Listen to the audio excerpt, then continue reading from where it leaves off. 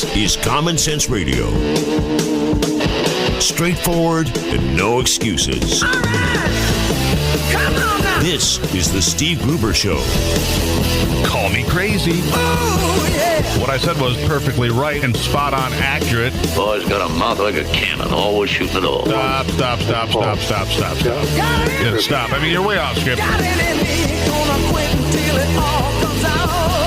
Hey, boy! Been a long education. Yeah, it's not cynical. It's common sense. Pay attention to me when I'm talking to you. I'm gonna rock the nation.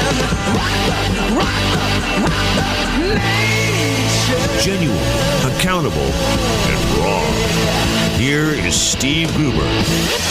All righty, welcome to it. Free for All Friday, 6 minutes after the hour. It is incredible to watch all these folks that routinely take pot shots at Christianity, running to get their selfie with the Pope. It's, here's the Pope-mobile. I thought you were anti-Christian. Yeah, it's the Pope-mobile. Okay. Anyhow, a little hypocritical, you might say. My next guest here, Liz Peek, columnist with Fox News and the Fiscal Times, and one of our favorite guests here on the program. And Liz, I know you're here to discuss the military and the millions we spent to get 4 or 5 Syrian fighters, but I'd like to ask you one question, if I may, about Carly Fiorina. Liz, are you with me? Yeah, good morning. I'm sorry. Oh, there you are. I missed you for a second. That's but anyhow, okay. Sure, I'm happy to talk about Carly. I think it is amazing. I think it's an amazing phenomenon that in 2015, not only has Carly Fiorina made abortion an issue and a conversation, it's a conversation to me she appears to be winning. Well, she has come on very strong. There's no question about it. And I think it's a little bit like Donald Trump, that she is willing to say things that other candidates are sort of dancing around a little more gingerly. Clearly, she has emerged as the sort of solid on her feet, well-versed, fact-driven alternative to Donald Trump. I think personally that Ben Carson's fading a little bit. I know he has a very large following, but I think he's just kind of receding a little bit into the background as these two sort of duke it out. And look, she did incredibly well in the 2 debates, and that goes for something. There's a reason we have these debates. People looked at her, they kind of liked what they saw. It is interesting, though. I have had a number of conversations recently with people who have served with her on boards, who have worked with her, who really observe very carefully her tenure at HP, which, as you know, is very controversial. And it is. The reason it's interesting is that is her credential. I mean, we all have something we think we really accomplished in our lives, and I think every presidential candidate sort of has something that they put forward to kind of prove their chops, if you will. And this is Carly's card that she plays, is that her time at HP was extraordinary. And I got to tell you, I mean, the more I hear from people who really have a pretty intimate knowledge of her tenure there, it's not terribly flattering. And I think that's going to hurt her as more people become, well-informed about her tenure. I think it's a little uncertain. I mean, she obviously was brought in to help a fading company, a company that was still family-run, and by the way, anytime you have a company that is still in the hands of the founders, you have enormous potential for blowback if you try to change something, oh, sure. and she did, right? Oh, sure, absolutely. So, and, I don't know. You touched on a couple of important things here. There is a piece up today about how in the past she gave to Hillary Clinton, gave campaign money to Hillary, and also to the Democrat Party. I don't know if that's going to ding her. We'll see.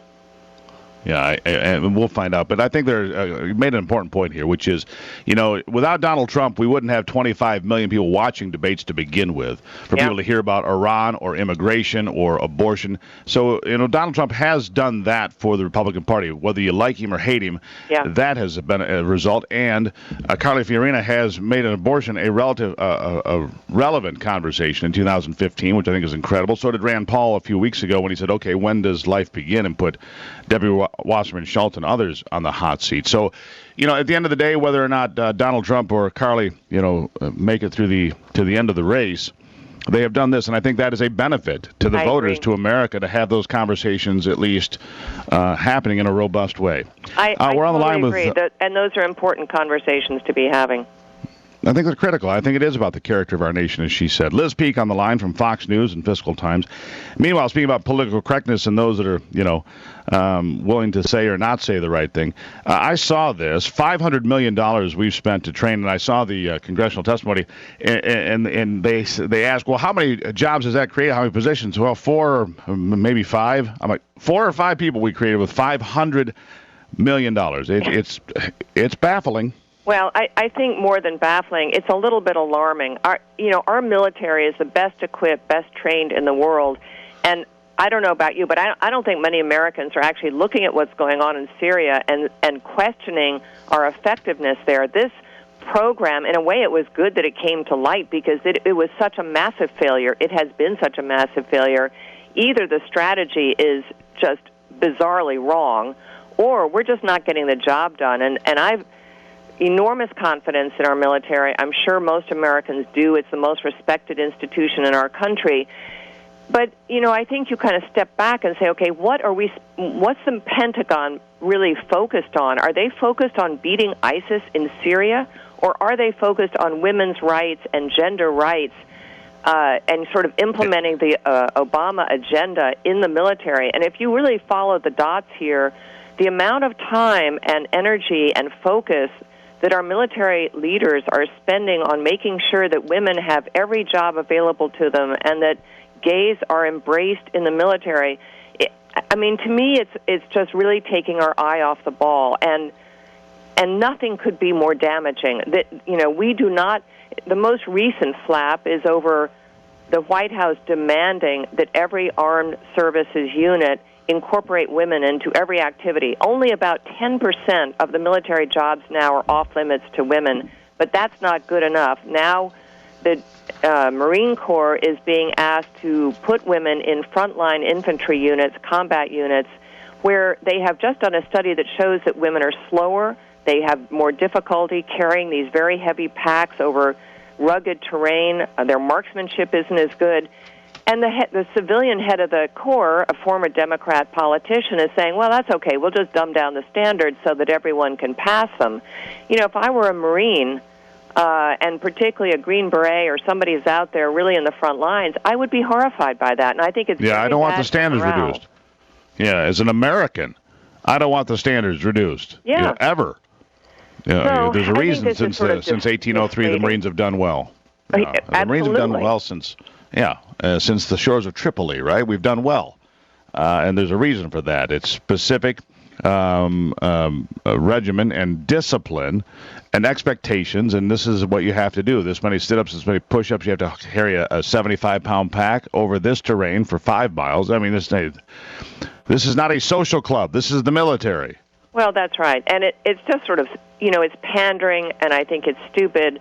And look, if women aren't going to be linebackers for the New York Giants, why should they be on the front lines of almost equally exerting tasks in the military? It's sort of this mindless agenda that is sort of driving everything from the White House, and it's very scary to me. Agreed. Liz Peek, everybody. Liz, always a pleasure. Have a great weekend. Thank you. You too. Take care now. There it is. Liz Peek, everybody. Columnist for Fox News, Fiscal Times. One of my favorites. She's so well informed and so in tune. It's the Steve Gruber Show on a free-for-all Friday. Michigan, born and raised with Midwestern values and Michigan common sense. And the colors of the sea find your eyes with trembling mermaids, and you touch the distant beaches with... Well, Donald Trump feeling a little bit of the heat now as his poll numbers have leveled off and started to recede in some areas. Yeah, and I'll tell you, if you want to chime in on this, where are you? Where are you supporting? Where's your support today? Donald Trump, Ben Carson, Carly Fiorina, Marco Rubio, John Kasich, Jeb Bush. Where are you? Hillary Clinton? Are you for Bernie? Like Brother Shane here? All right, that's not fair. Shane's going to go, people are actually going to believe you if you say I'm for Bernie. All right. No. All right, I won't do that to you anymore. Thank you. Donald Trump he's gone on the offensive here. Donald Trump knocking presidential rival Marco Rubio, describing the senator as a kid. And then said, I know more about Syria than Marco Rubio knows about Syria. And my dad will beat up your dad, or something like that. Marco Rubio's 44. He does look young. But I think he's running an effective campaign, and he's running right in the top tier now. Yeah, he held a presidential election at the home of Harlan Crow, a real estate developer and Republican donor here a couple of days ago. And that's where Debbie Wasserman Schultz went sideways and said some really ridiculous, reprehensible things, saying that, assuming, here's what she said, today as the sun is setting for Yom Kippur, the Jewish Day of Atonement, and the most holy day on the Jewish calendar, Senator Marco Rubio will hold a fundraiser in a home that features 2 paintings of Adolf Hitler, a signed copy of Hitler's autobiography, Mein Kampf, and a cabinet full of place settings and linens used by the Nazi leader. All of which is true, although completely misleading, because the gentleman collects historical artifacts from all over the world from all sorts of people, and to try to make a connection of Marco Rubio to Hitler, it's grossly disrespectful. It's disgusting on every level, and people are calling for Wasserman Schultz to resign as a result. And Marco Rubio, for his part, he's hitting back. He's rejected those comments from Wasserman Schultz, and he's also, as far as Donald Trump goes, here's what he said. He's not that well informed on the issues. He never really talks about issues and can't have more than a 10-second soundbite on any key issue. He's very touchy and an insecure guy, so that's how he reacts. People can see through it. I don't know, Shane, do you see Donald Trump as touchy and insecure? That's how Marco Rubio puts it. And, what do you think? I believe Mr. Rubio is miscalculated on that one. One thing he is not is he's may not be as well informed on some subjects, and but the lack of confidence. Yeah, that's not it. No. Yeah. No, he's Marco Rubio's just throwing stuff out there to see what sticks again. Yeah, Rubio also went after Trump for. He said this. He had a really bad debate performance last week. He's kind of been a little bit exposed over the last 7 days. Rubio also hitting Trump for not correcting a supporter at a recent rally who claimed that President Obama is a Muslim who was born abroad. It's just a dumb thing to talk about, said Rubio. The conspiracy theories that Obama was born overseas. It's never been an issue for me. All of this stuff is just stuff people say to get on the news, and we have more important things to talk about. And you know, I met and spoke with Marco Rubio in person in Livonia. I don't know, it's been maybe 3-4 weeks now. And when he walked into the room, I'll say this, Ivy looked at him and said, man, he is really young. So it's you know, I guess it's a concern. He's 44. Well, and what's the minimum age? 35. So. And the youngest president ever? Was JFK at, what, 43? Wrong. Nice try, though. I think JFK was elected when he was, 46? But the youngest president. See, you're missing something here. Obama? No, he's not the youngest either. 888-900-9966, 888-900-9966. Stump Shane. It's Stump Shane portion of the Free for All Friday program. 888-900-9966, Free for All Friday. In the fall of 1901, Teddy Roosevelt took office at the age of 42. Because he was not elected. Well, he was elected as the vice president. Make sure you write into it. And in those days, had they switched to, they voted for the vice president separate from the president at that time. Right. I don't think they'd combined them yet. Well, at any rate, Teddy Roosevelt was 42 years old when he took over when William McKinley was shot and killed at the Buffalo Expo by an anarchist, actually. Anyhow, it is Free for All Friday, and we'll take your phone calls, 888-900-9966, 888-900-9966. Check it out online as well, SteveGruber.com. Hillary Clinton's, the documents now showing that Hillary Clinton signed off on the change in job description and status for her top aide, Huma Abedin. Those documents released by a conservative watchdog group. Documents have been released as part of a Freedom of Information request now. show that Hillary Clinton personally signed off forms in 2012 that allowed her top aide to attain status as a special government employee, or SGE, despite the Democratic presidential frontrunner's denial of any involvement in the situation during a recent interview. I mean, how many times can you just not tell the truth? All right. We've got Dave in Dimondale now. Dave, welcome to the program. Well, thanks, sir.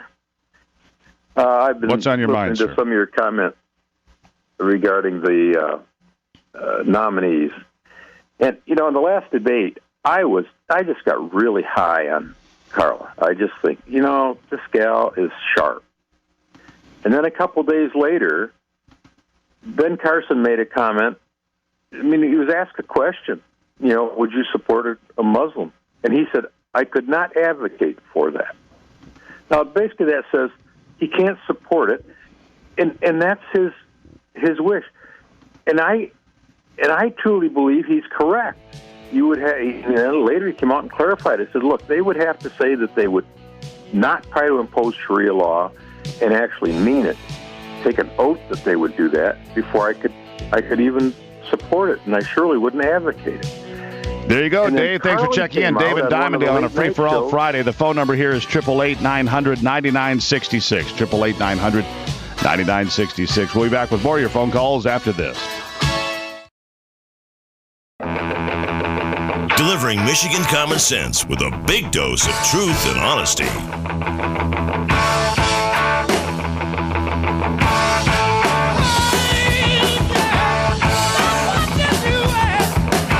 All right. Well, believe it or not, in New Hampshire now, a brand new poll from WMUR and CNN, the Granite State poll, shows Bernie Sanders clubbing Hillary Clinton 46% to 30%, 16 points. And Joe Biden pulling 14 percentage points, but even if he was not in the race, he would. Bernie Sanders would have a big lead. David is on the hotline now in Flint, holding on for a few minutes here to get on the program. David, welcome to the show. Thanks, Steve. How are you today? I'm doing well, sir. What's on your mind?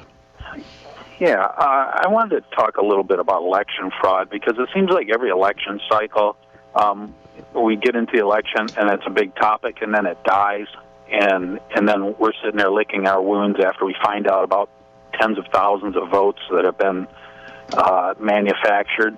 What are we doing about that? What has been done to change so that it just seems like the left has made a living out of stacking the ballot boxes? Well, it's a great question, David, because the funny thing is that the left talks about the Republicans cheating, and then you find out the people in Florida that voted several times or voted for the neighbors. So it's always Democrats. It's always Democrats that are being convicted of these crimes, and it's not the Republicans. The fingers are being pointed in that direction. But election fraud is a big concern, especially with these electronic machines. You've certainly heard the stories of people trying to vote for Mitt Romney, and it kept changing their vote to Barack Obama. That was, a pretty well published story that then got buried. But it's a big concern, David, no question about it. Well, what about, we have technology today. How about like thumb scans or eye scans? When somebody comes into a voting booth. No, that's racist, David. No, that's racist. That's not political. You can't ask for an ID, and how dare you want to actually get some proof that these people are actually the honest voters? See, that's the problem. Every country in the world asks for some sort of appropriate ID to vote, except for the United States. David, I got to bounce, but it's great questions and great comments and something for everybody to think about here. Yes, we should have some appropriate way to identify people. A driver's license comes to mind. Real quickly to Frank and DeWitt. Frank, we got to be quick about this, but what's on your mind? Yes, how can Debbie Blabbermouth Schultz gripe about Rubio being racist or Nazi when 177 Democrats are on record as voting for infanticide? Well, you're spot on that one, Frank. To support Planned Parenthood, who harvests baby organs. And how can you folks out there consider voting for somebody like that? I want to hear a Democrat come on and defend those things. Well, so do I, Frank. Thanks for calling. I'd like to hear a Democrat come on and defend 177 congressional Democrats voting against a bill that would have required doctors to give medical care if a fetus survives an abortion and is delivered alive. Where I come from, we call that a baby, but 177 Democrats said no. Why would we have a doctor attend to the needs of a baby? Yeah, and that's what they vote for. All right, shifting. It's free-for-all Friday. It's disgusting. I'll give you that. It's free-for-all Friday, 888-900-9966. 888-900-9966 is the phone number to connect with the program here. Van Hipp, our next guest, former chairman of the South Carolina Republican Party in the late 1980s, also former Deputy Assistant Secretary of the U.S. Army and former Principal Deputy General Counsel to the U.S. Navy. Van Hipp, welcome back to the program. Steve, good to be with you. I got to tell you, I like some of those questions. I think if you ask a voter if he or she is a U.S. citizen, you'd probably be slapped with a civil rights lawsuit against you for civil rights violations. Well, clearly you're a racist, Van, just by mentioning that possibility. I mean, clearly you are not qualified. I mean, I'm surprised you don't have bandages on your knuckles from where they drag on the ground. I'm telling you, man. I'm telling you. It's bizarre, isn't it? Sad state of affairs right now in this country. Well, voting is the most sacred right we have, and that's right. That's why we should protect it by using somebody's ID. Well, you're preventing black people from voting and Hispanic people from voting. No, anybody can get a state ID, and if they can't afford one, in Michigan, for example, we'll give it to them at no charge. Not a very high bar, now is it? It's pretty much right in there.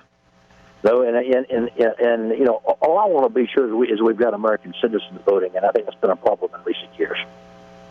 Yeah. Let's talk about this political process, Van, and a little bit about you've been out there, you've mixed it up with these folks, you've broken bread with some of these folks that aspire to be leaders of the free world. What does it take, in your estimation, to be a commander-in-chief today? Yeah, and to me, more than anything else, Steve, this race is about who is best prepared to be commander-in-chief on day one and keep us safe so we can remain free. Everything else is secondary. And I think you've got to have someone who is willing to define the threat for what it is, someone who will listen to his ground commanders, who has an appreciation of the military, and someone who will think outside the box rather than always reacting. You know, on China, I know he had some issues. Richard Nixon, for example, was a guy who could always play the Chinese off against the Russians, play that international chess game. We don't have that kind of leadership anymore, and instead the Chinese and Russians are getting in bed together, and that's dangerous. Now, hold on. We do have that kind of leader today on the chessboard, but on the chessboard, our leader today is a pawn. So you're missing it, Van. Well, and that's one thing, Steve, we've learned in the last 6.5 years. The Oval Office is not the place for on-the-job training. We can't make this mistake again. And that's why on October 15th, we're going to have the first presidential forum that is exclusively devoted to who can be commander-in-chief on day one. The 15-second sound bites aren't going to cut it. It'll be very interesting to see which ones have the guts to show up and which ones duck it. I thoroughly agree. When you look at the field, who do you see? Who do you identify there?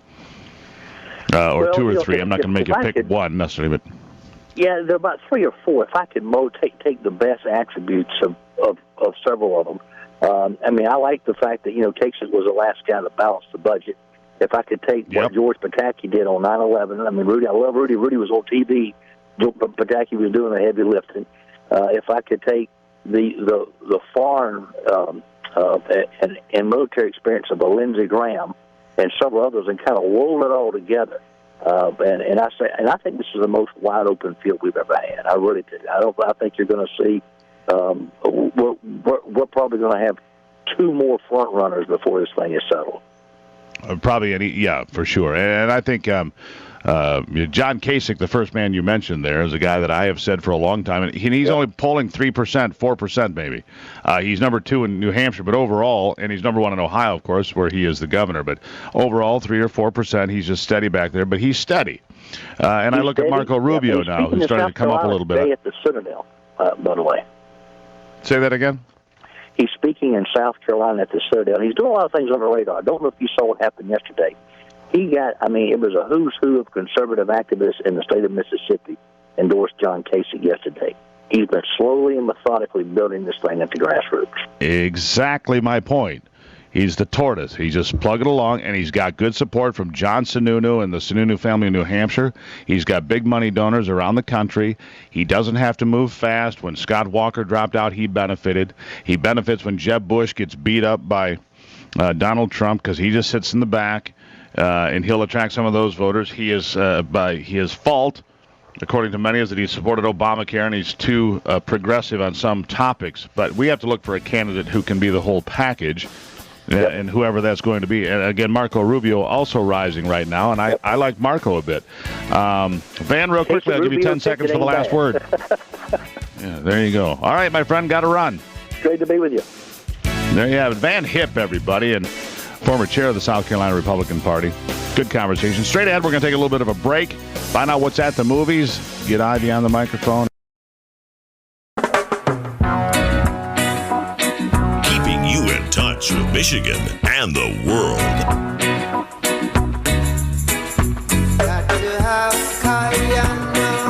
All righty, it is Free for All Friday. It's 45 after the hour. Ivy and I went out to the movies here a couple of days ago with the grandparents.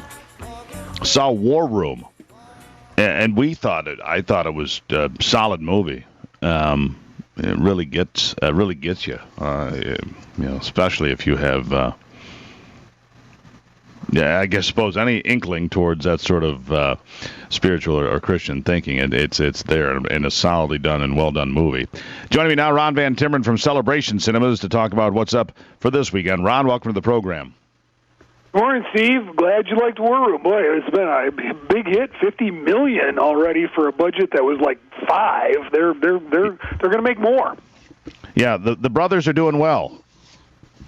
Yeah, absolutely. And we've got The Captive in theaters right now, and 90 Minutes in Heaven. Now, a couple of weeks from now, we're going to get Woodlawn, which is a sports-themed, faith-based movie. So we've got like 4 of these that look pretty good coming to theaters are already here.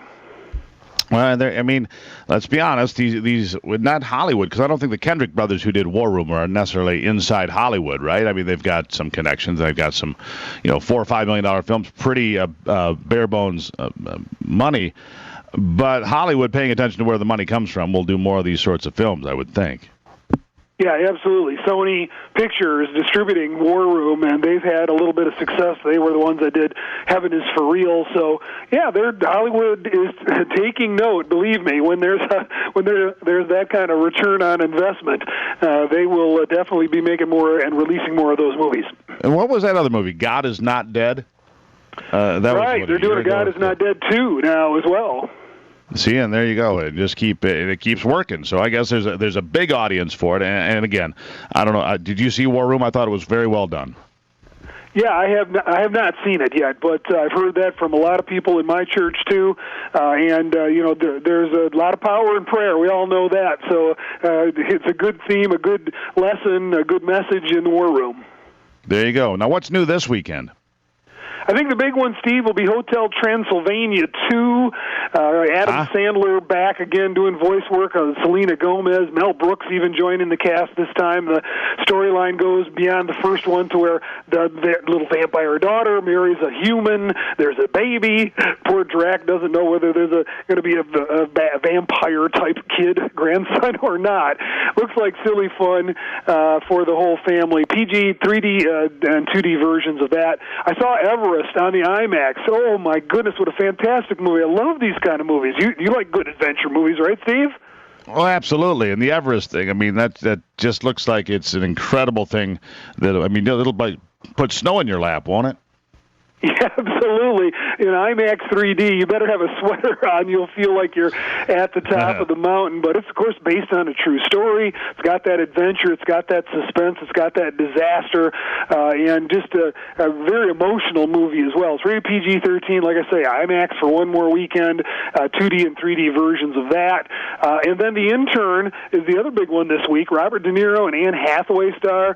De Niro playing a retired, aged guy, doesn't want to retire, starting over as an intern working for Anne Hathaway in the fashion business, and the comedy ensues there. That's rated PG-13 as well. Green Inferno, if you're looking for a horror movie.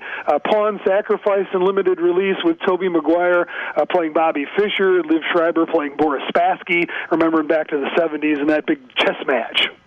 Those are some big names there. Edward Zwick's a pretty good director there too on Pawn Sacrifice. But I wonder if that story is going to get the kind of traction you would expect. Yeah, it's a limited release, and you're right. It's not. Nobody expects it to be a big hit. Might be an award-winning type of movie, and obviously some good actors. Peter Sarsgaard in the movie as well, and like you said, Edward Zick, movies like Glory and Blood Diamond. So it's got so much going for it. I hope it really catches on. It's a terrific story.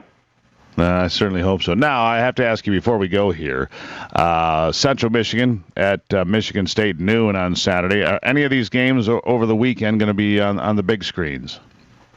Not this weekend. We're taking this time off, but we're certainly looking forward to Michigan State coming up October 17. So we'll definitely have that up on the big screen. Nothing this weekend. That's what I figured. I figured you go for the marquee matchups, and that's certainly Michigan State with Harbaugh's first year. You'll put it up on the screen for us then. All right. Ron, always a pleasure, my friend, and we will talk soon. See you at the movies. There you have it, Ron Van Timmeren. And I think The Intern looks like a pretty interesting movie, and the Everest thing looks interesting to me as well. War Room, I thought was a solid movie, and like I said, Ivy and the grandparents, we all went and checked that movie out. I thought you liked it as well. I did, and I also think that my grandparents were very touched by the movie. It was very moving and very inspirational, so great job on their part. Truly a great story. And hey, go green. Oh boy, you fell for that. That's just for our good friend out there listening. Yeah, for our good friend. Yeah, good Lord. Well, the thing is, I've probably leaned a little bit blue most of my life, and Ivy now is bleeding green and white, and so it's a good thing. I mean, we support the home teams here, and then you said it's fine. It's good camaraderie. Come on. I mean, I'm not a hardcore Michigan State person. But you're kind of getting there. Well, I really enjoy the game. I love college football, and, you got to like a good rivalry. So. And well, the thing is, when and again, home game this weekend, you and I will sneak off about 10 o'clock in the morning because it's not too far for us to get over to Michigan State, to Spartan Stadium, and maybe tailgate and shake a few hands. And, it's fun. Absolutely. It's fall in the Big Ten. See, you didn't know what you were missing all those years. Now you know. I can't believe I missed it that whole time. I had no idea how much fun it could be. All right, Tim, I hope you're happy. You got it done, all right? Yeah, I just hope you're happy. It's Free for All Friday here on the program. The phone number is 888-900-9966. 888-900-9966. You can give us a call. Get on the line. It's the Common Sense Hotline, of course. And you can join the program. Tell your friends. Again, 888-900-9966. It's the Steve Gruber Show.